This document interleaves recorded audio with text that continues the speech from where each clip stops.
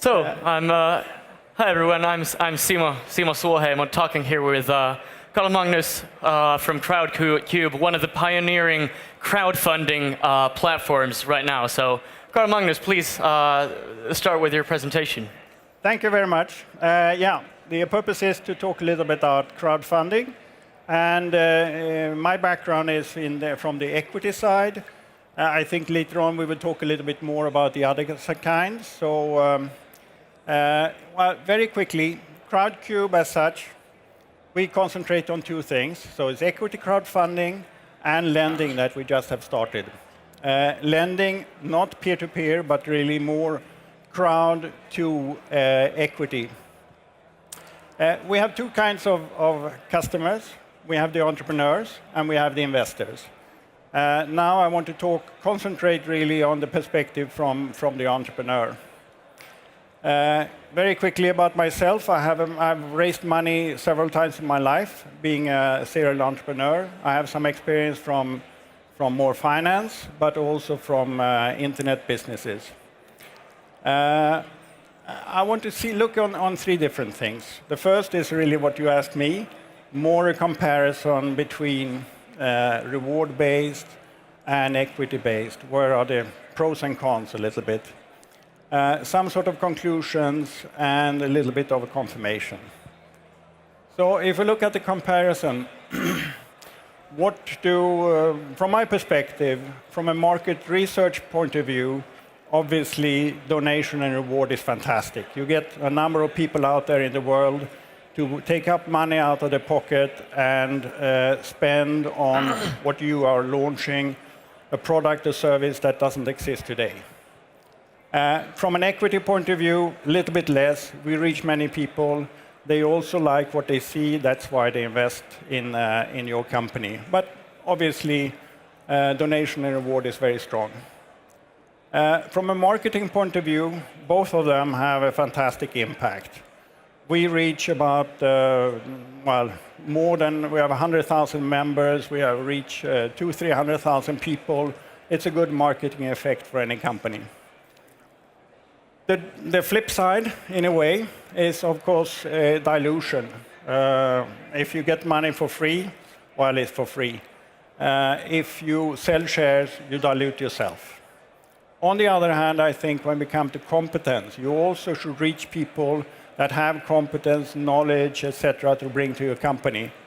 In a reward situation, it's less obvious that they have a long-term interest. As an investor coming in, they have an interest in right now, but also in the future to contribute to your business. And then the big question, do you raise enough money? I read somewhere the other day that Kickstarter, I think the average is about $10,000.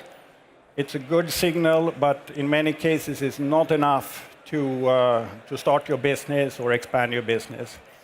We have today about $700,000 on average intake by company. So it's anyway a better start. Some recommendations. You have the obvious. Sort of a good presentation, relevant team, previous achievements and all that. But I think what is very important in a crowdfunding situation is to get the people out there to understand the need. What are you really servicing? And feel this is a service, this is a product I would like to have. If you can communicate that, then you are highly likely to get them as investors. Also, simplify the idea. Especially from a techie background, it's often that you try to do many things. You try to explain it quite simply or complicated, but do it simple. Then we are seeing that it's much easier to raise, obviously, a smaller amount of money, especially if it's people you don't know. So we try to say, minimize the amount you need. Look maybe 12 and 18 months. What can you do with what money over that period?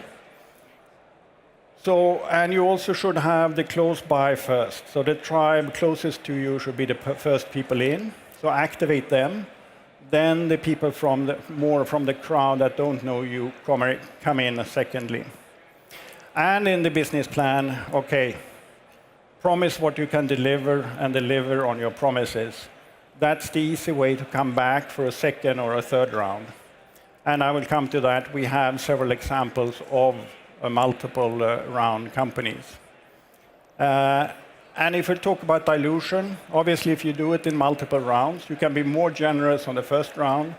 You increase the value in the second or third round, and then all the people that have been investing with you are happy ambassadors. And that might create a lower dilution long term. You asked the question, how do we look upon angels, other kind of financing? And from our point of view, we think the combination is good. Of course, if you can get donations, free money, take it. If you get some sort of interesting reward scheme, do it. If there is soft money, normally from the government, and it's not too complicated to get, take them. Angels as well, if there is somebody with skills, competence that can come in and help your company be successful, of course it's a good thing. What we then can add on that is a spread. More people interested in your business, more ambassadors out there. Very quickly, I will take a couple of things. We started 2011 in the UK. If we see some sort of confirmation that the concept is working, we have today financed about 160 companies, raised 70 million, and have more than 100,000 members. So it's starting to, like a snowball, it's starting to move quicker. We're opening in several markets. Coming back, also you had a question, when is the time for VC contra equity crowdfunding? In our case, we have raised money 3 times. We had a £3 million evaluation 2011. 18 months later, we had 8 million. And now this summer, 20 million. When we took in Boulderton, which is quite a competent VC firm. So that's what we have done. Another question is, on what stage is it interesting to go to crowdfunding? We have a quarter of our companies are startups, pure startups. We have 50% that is early stage, and we have 25% growth. We raise somewhere between 30,000 and 30 million. And we have 100 investors per pitch. Many of our investors know the industry, and they are repetitive. They come back for a second and a third round. I want to finish with this picture. Our ambition is, well, you all know who this guy is, and the people behind. We would like to see in 5, 10, 15 years' time, one of our entrepreneurs should be in the center, and it should be our crowd behind them. So, that's it. Awesome. Thanks for the brief introduction. And I kept the time. It's really exciting. My own, as you know, my own experience is from the reward side of crowdfunding, from funding a food product on Indiegogo on a record-breaking campaign. But what must be interesting to the audience at this point is, apart from the financial side, there are obviously other benefits to crowdfunding. So, such as launching a product or recruiting evangelists out of your early adopters and really getting them on board to build the traction further after the crowdfunding campaign. So do you have any case examples that you could talk a bit about in terms of other benefits? Well, we had, from our Swedish perspective, we closed a company just before the summer called Best of All Worlds, and which is a little bit like Facebook, but for a subset of their members. Anyway, we got then, I think, 70 investors, about 30 of them from Sweden, 30 from the UK, and the other 10 were spread over the world. Right. We had from the US, from Central Europe and other countries. But the most interesting is really a guy called Hinson from Hong Kong. Well, he invested £100,000 or dollars, so that was good. But more interestingly, he had experience from the similar services into China. Right. So he could really open that market for the entrepreneur. Huh? That's vastly valuable insight.